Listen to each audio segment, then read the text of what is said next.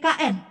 Pada Pak Herman, kami persilahkan Pak untuk menyampaikan update juga kepada publik. Apa saja barangkali yang menjadi tantangan dari BKN dalam seleksi CASN 2021-2022. Terima kasih Pak, silahkan waktunya sama Pak ya, 15 menit supaya kita lebih lama berdiskusi. Baik, terima kasih Mbak Bella. Mudah-mudahan saya bisa menyampaikan 15 menit, bahannya pasti lebih banyak dari itu. Yang saya hormati Ketua Ombudsman Pak Muhammad Najih yang barusan izin keluar. Yang kami hormati Komisioner Polri, sahabat kami, sudah lama sekali berteman dan sama-sama menjadi tim penilai waktu di Bappenas, waktu beliau masih di KPPOD. Izinkan kami juga menyampaikan beberapa update slide terkait dengan materi yang update publik terkait dengan seleksi CASN 2021 dan persiapan 2022 ini. Saya akan mulai dulu di 2021. Apa yang terjadi di 2021? Banyak hal yang tadi disampaikan oleh Pak Endi itu benar adanya. Dan itu menjadi persoalan. Itu adalah isu dari awal, dari hulu, yang kemudian berdampak ke akhirnya. Nanti akan ada di evaluasi, bagian di evaluasi saya. Tapi saya akan flashback sedikit ke teman-teman apa yang sudah terjadi di 2021. Lanjut saja. Terus saja. Satu lagi. Ya. Kalau kita berbicara seleksi calon aparatur sipil negara, maka ada 3 komponen yang kemudian diatur di dalam undang-undang pada tahun 2021 kemarin sebelumnya. Pada tahun 2021 kemarin yang bisa mengikuti seleksi. Sudah ditetapkan peraturan Menpannya, mulai dari peraturan Menpan nomor 27, 28, 29, 27 itu tentang calon pegawai negeri sipilnya, 28-nya tentang P3K guru, 29-nya tentang P3K non guru. Jadi sudah diatur. Detailnya sangat diatur. Mengenai standar kelulusan juga diatur dengan keputusan Menpan RP, termasuk tadi pemberian afirmasi. Juga sudah diatur di dalam peraturan Menpan, keputusan Menpan. Nah, yang menjadi persoalan memang kadang-kadang tadi disampaikan oleh Pak Endi, yang ini juga selalu menjadi perdebatan di dalam diskusi kami.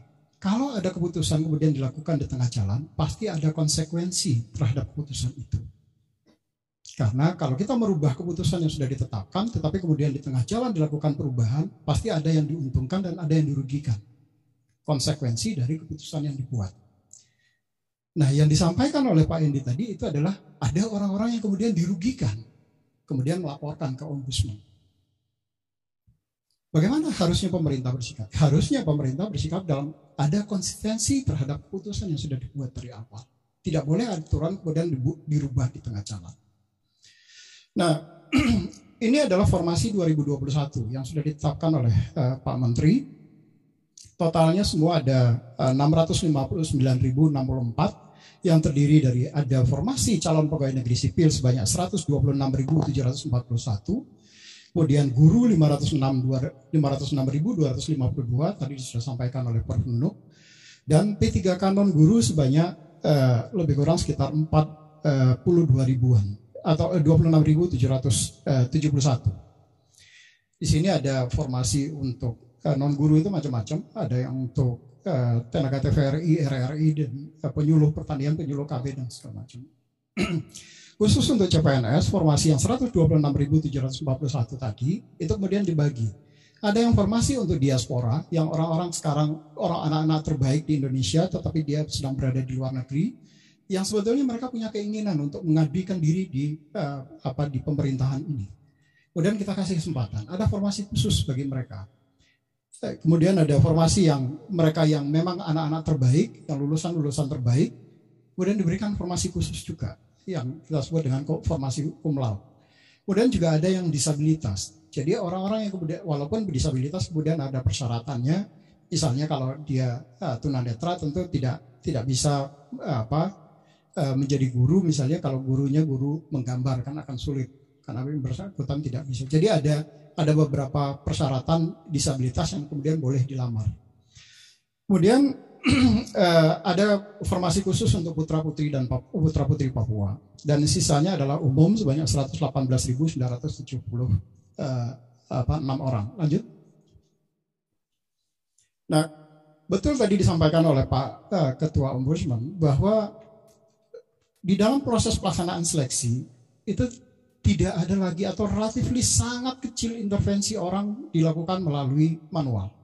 Semua proses dilakukan menggunakan teknologi informasi, mulai dari pendaftaran sampai yang bersangkutan kemudian menyelesaikan seleksi dan pada saat yang bersangkutan mau diangkat menjadi calon pegawai negeri sipil atau calon pegawai P3K, itu juga semua dilakukan by system. Keputusan yang dibuat di dalam penentuan kelulusan atau tidak lulusnya itu juga dilakukan by system. Jadi tidak ada intervensi. Sebetulnya teman-teman mudah sekali untuk melihat apakah saya lulus atau tidak. Baca keputusan Menpannya, berapa nilainya, bandingkan. Itu akan langsung ketahuan, oh saya pasti lulus, saya pasti nggak lulus. Saya bisa pastikan tidak ada intervensi nilai sama sekali yang dilakukan oleh BKN. Dan semua nilai yang keluar itu adalah, kalau yang keluar di dalam, kalau tadi Pak Andy mengatakan bahwa ada ketidakkonsistenan nilai yang keluar di live streamingnya YouTube dengan yang dicatat oleh peserta. Betul, kadang karena jaringan teknologi informasi di Republik ini kan nggak standar, nggak sama. Ada yang di wilayah-wilayah timur terutama itu terjadi lag pada saat mereka menyelesaikan, kemudian ditransmit ke live streamingnya YouTube, ada lag di situ. Kalau di CASN, di sistem CAT, kemudian kami menyiapkan.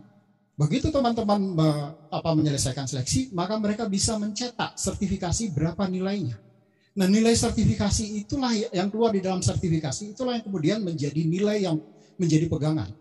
Karena kita tidak lagi berdebat karena ada isu terkait dengan jalur komunikasi.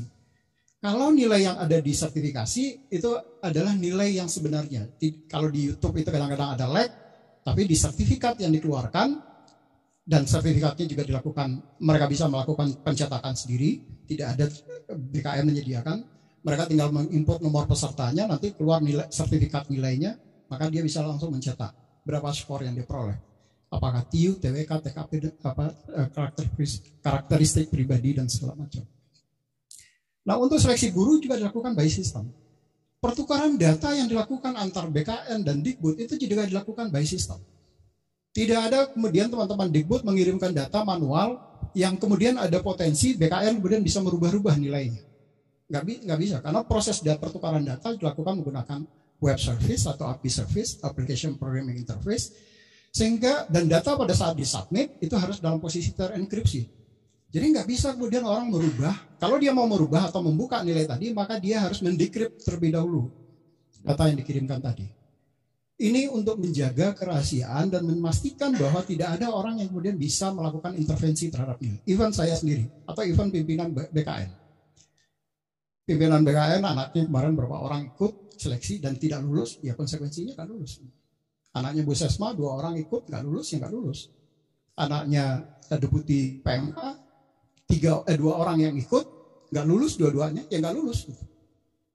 Ini adalah pilihan. Begitu kita mau menerapkan sistem, maka ada privilege yang dulu mungkin zaman dulu itu ada. Kalau dia nggak usah jadi deputi di BKN atau direktur di BKN, selon 3 saja di BKN dia bisa nyisipin nama anaknya lulus. Gitu. Itu zaman dulu. Sekarang privilege itu nggak ada lagi. Dan kita menyadari itu.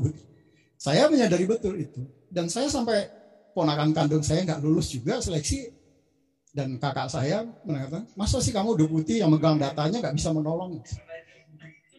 Saya dimarahin habis-habisan. Dan saya mengatakan pilihannya cuma 2. Saya tolong dan saya ketahuan, karena pasti akan ketahuan. Dan saya kemudian berakhir di KPK.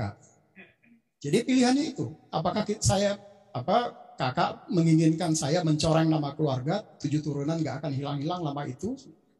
Atau ya kita ikuti prosedurnya yang ada. Alhamdulillah kemudian diterima. Ya sudah, kalau anak saya nggak lulus ya karena memang dia nggak benar. Padahal saya tahu ponakan saya itu sudah kursus macam-macam gitu. Tapi ya belum rezekinya kalau saya mengatakan. Dan semua proses itu dilakukan baik. Termasuk menandatangani pun Pak Kepala itu juga tidak menandatangani dokumen. Itu dilakukan by system juga. Jadi Pak Kepala itu nggak bisa melakukan perubahan karena begitu nilai tadi disubmit ke Pak Kepala itu sudah dalam format PDF. Yang nggak mungkin lagi bisa dirubah oleh Pak Kepala. Dan format PDF-nya tadi juga generate by system. Ini untuk memastikan bahwa semua hak-hak warga tadi itu bisa terpenuhi. Konsekuensinya tadi ada privilege yang hilang di BKN. Lanjut.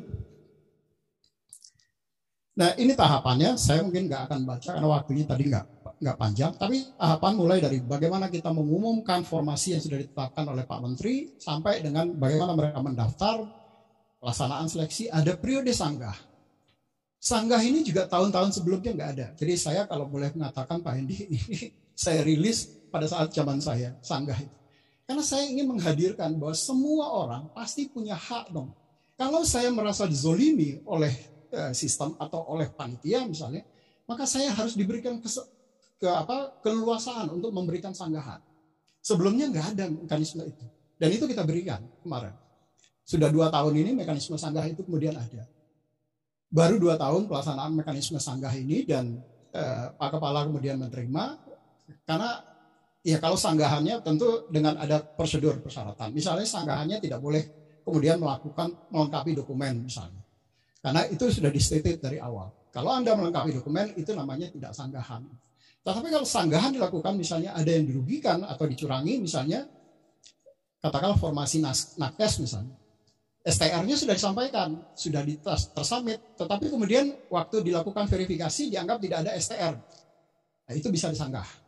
Begitu nanti kami cek di datanya ternyata memang ada STR-nya, itu yang tadi dari TMS kemudian bisa dijadikan MS. Karena teman-teman kadang-kala tadi betul yang disampaikan oleh Pak Hendi, waktu teman-teman melakukan verifikasi seringkali nggak membuka semua. Nah, peserta ini kadang-kala juga waktu mengupdate atau mengupload dokumen persyaratan tadi, itu dimasukkan di dalam satu folder. Padahal dia harusnya ada di folder yang masing-masingnya. Begitu dimasukkan di dalam satu folder saja, dan di folder itu misalnya ada 7 file di situ, yang dilihat oleh teman-teman di verifikator itu hanya di yang paling atas, misalnya ijazah. Padahal STR-nya dimasukin juga di situ misalnya. Nah nggak terbaca STR-nya, maka begitu dicek di kolom STR, ternyata nggak ada STR-nya, berarti dianggap tidak memenuhi syarat. Padahal yang bersangkutan ada. Nah ini ketidakjelian di dalam melakukan verifikasi yang itu kemudian menjadi berdampak pada yang bersangkutan.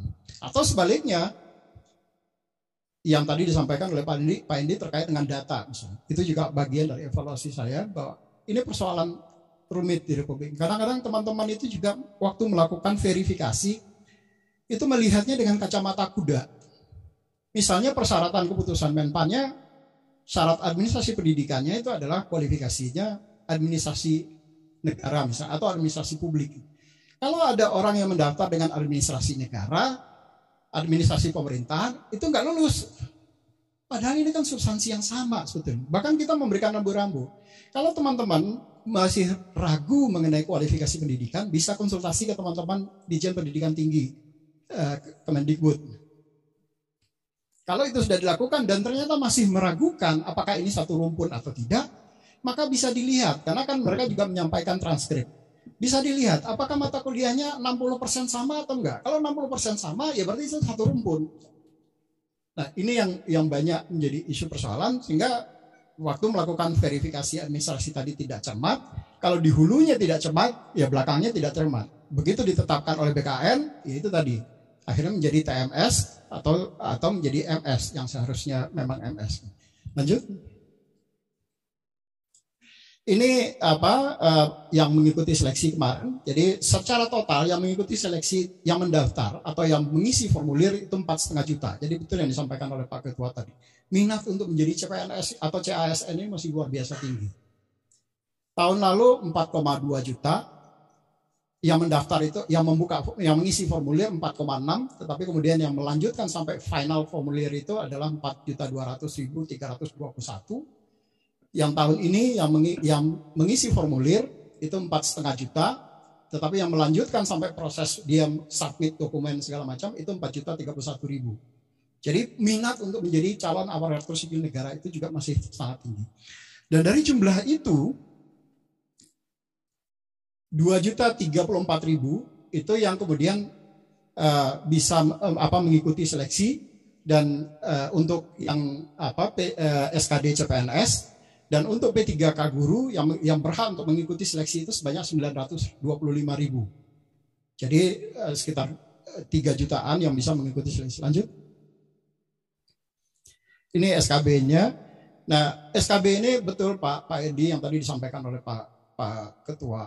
bahwa kami di BKN betul-betul ingin memfasilitasi dan memberikan kesempatan. Dan di sini juga ada Pak Karo SDM-nya Kemenlu. Terima kasih Pak Win sudah membantu fasilitasi BKN, terutama untuk anak-anak kita yang sedang berada di luar negeri, yang mereka kemudian diberikan kesempatan. Jadi kemarin itu ada 74 negara yang mengikuti seleksi ini, dan itu kami difasilitasi oleh teman-teman di kedutaan besar kita di luar negeri, sehingga mereka yang tadi diaspora ataupun yang sedang mengikuti melanjutkan pendidikan tinggi, tetapi dia masih tenaga honorer di perguruan tinggi misalnya, mereka tetap bisa mengikuti seleksi dari luar negeri, dan banyak dari mereka yang juga kemudian lulus seleksi. Tujuan kita adalah untuk mendapatkan SDM yang berkualitas. Tentu semua aspek akan kita jaring secara besar. Lanjut. Ini terkait dengan P3K Guru, tadi sudah disampaikan oleh Bu Prof. Nunu. Lanjut saja. Terus saja, ini P3K Guru. Ini CPNS yang lulus kemarin lebih banyak, sekitar 112 ribuan. Itu yang baik ada yang di instansi pusat ataupun yang di instansi daerah. Yang lulus di instansi daerah itu sebanyak 69 ribu, di pusat itu 43 ribu. Lanjut. Ini yang untuk P3K non guru.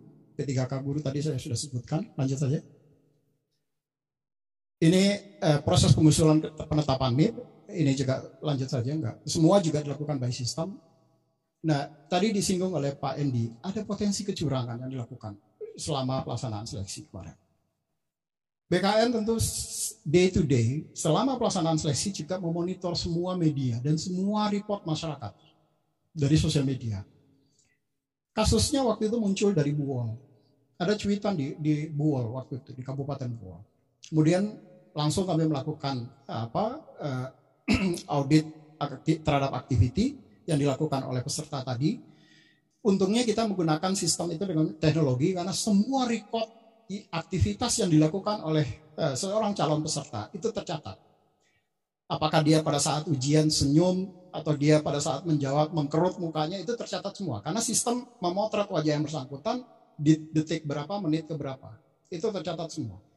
Dan kemudian kami melakukan audit log activity, kemudian diteruskan dengan menggunakan software artificial intelligence untuk melihat kecurangan. Kami kemudian menemukan ada yang aneh dari situ. Ada orang yang kemudian bisa menjawab soal itu kurang dari 1 detik. Cepat sekali dia jawab. Ini aneh. Dan itu cepat. Dan jawabannya itu valid. Kemudian berdasarkan hasil audit log activity tadi dengan menggunakan software artificial intelligence, kemudian kita minta teman-teman di Badan Cyber dan Sandi Negara untuk melakukan audit forensik untuk memastikan betul nggak ada kecurangan di situ. BSSN turun dengan timnya, diperiksa seluruh komputer yang tersedia yang digunakan oleh peserta, kemudian diperiksa hasil CCTV, rekam dari servernya juga diaudit.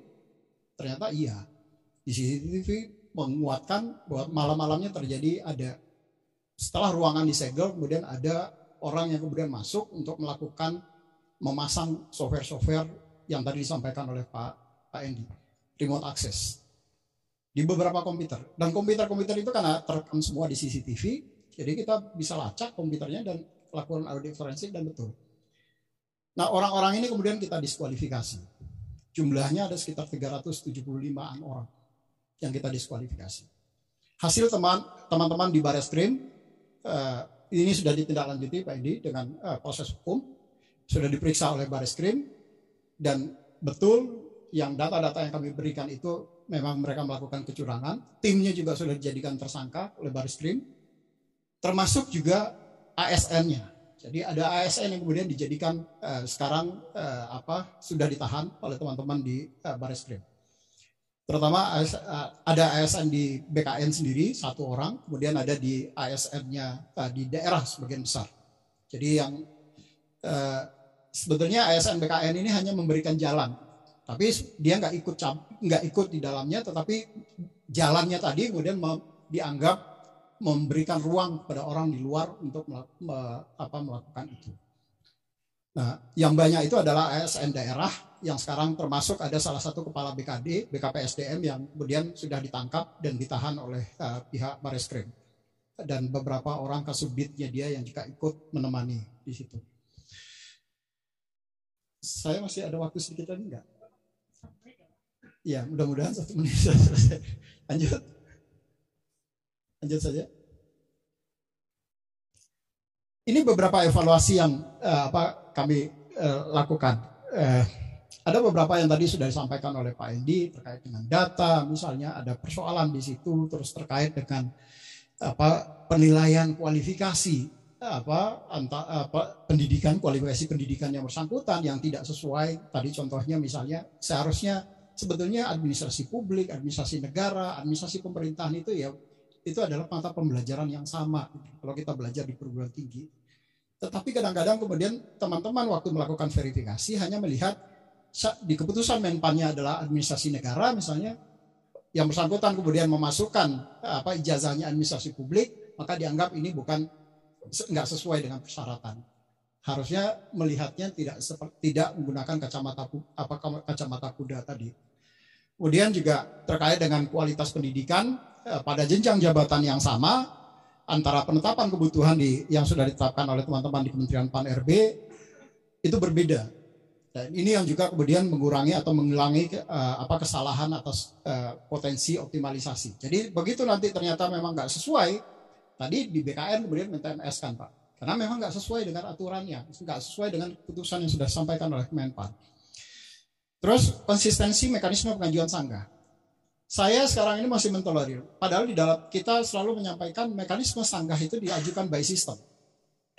Dan semua yang di sistem selalu kita jawab Pak Indi. Kalau ada instansi yang kemudian tidak menjawab, kita tegur. Kenapa nih nggak dijawab? Jadi Bu Nunu ini sering sekali saya telepon, ini kenapa nih banyak sekali nih pengaduan, kok nggak ditanggapi, nggak direspon. Karena itu kewenangannya ada di instansi.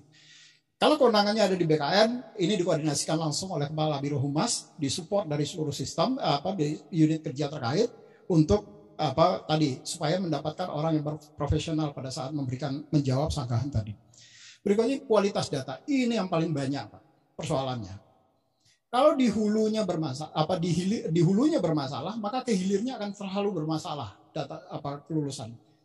Termasuk yang miris yang tadi disampaikan oleh Pak Edi. Itu terjadi.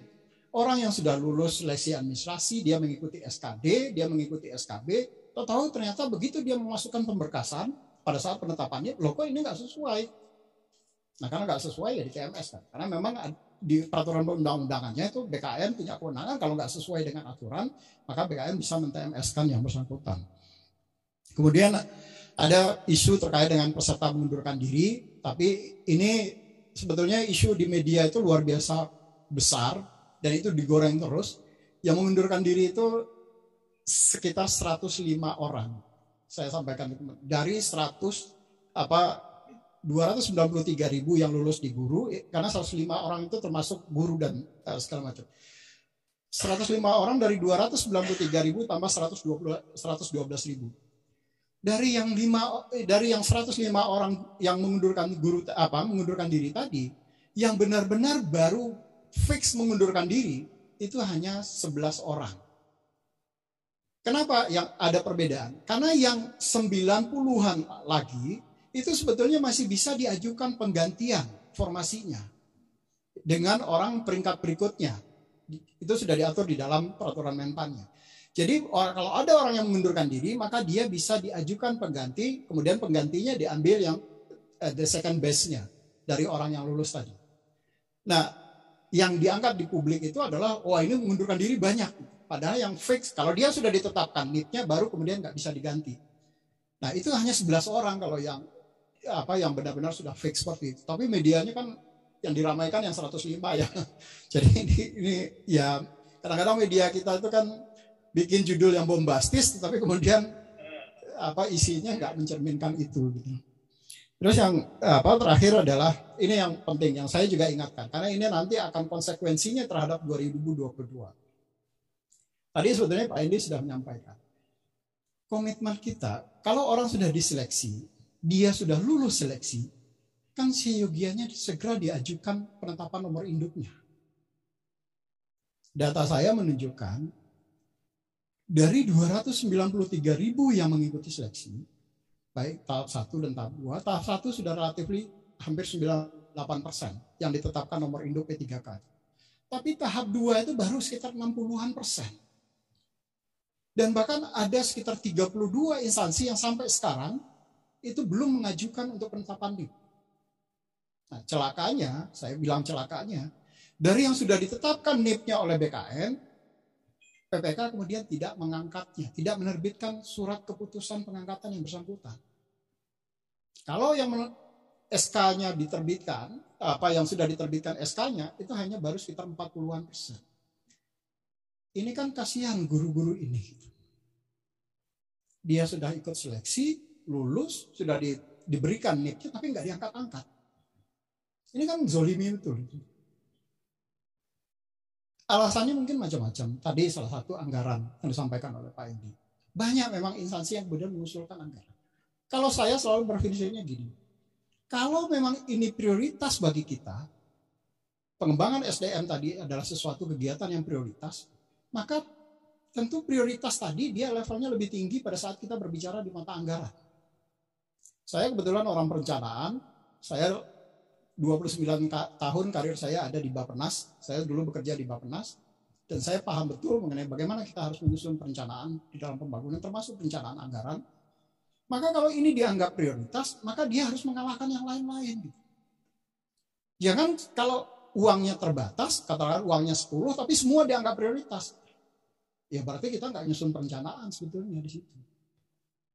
Nah kita harus mampu membuat skala prioritas. Apalagi kalau kita selalu, kan saya yakin betul kepala daerah, misalnya bupati, gubernur, wali kota, itu kan pasti selalu pengembangan SDM itu adalah prioritas utama yang disampaikan, termasuk presiden sendiri. Tapi realitanya begitu sudah diseleksi, dan teman-teman di BOS selalu mengatakan salah satu komponen penting di dalam pembinaan SDM tadi adalah guru. Tapi begitu gurunya lulus seleksi nggak diangkat, kan jadi jadi anomali bagi saya. Ini gimana sih sebetulnya? Gitu. Kalau dikatakan uangnya tidak ada, saya sudah membaca surat edarannya Dirjen Perimbangan Keuangan, saya sudah membaca surat Dirjen Keuangan Daerah Kementerian Dalam Negeri. Kalau uangnya memang belum diusulkan di situ, maka silakan dilakukan revisi terhadap anggarannya. Diberikan ruang untuk melakukan itu. Kalau itu memang dianggap sebagai sesuatu yang prioritas. Tapi ya itu tadi, sampai sekarang masih ada 32 daerah yang sama sekali belum mengusulkan. Ini miris betul. Saya khawatir jangan sampai nanti tahap kedua, ini akan menjadi lebih bermasalah lagi. Dan tadi yang sudah pakai SK pun baru hanya 47%. Ini kan miris banget. Ini baru masih kurang dari 50% orang yang sudah ditetapkan nomor induk. Dan ini beberapa hal yang 2021 kemarin yang perlu menjadi perhatian kita bersama, dan sebagian besar yang tadi disampaikan oleh teman-teman Ombudsman itu juga kami temukan sama persis betulnya.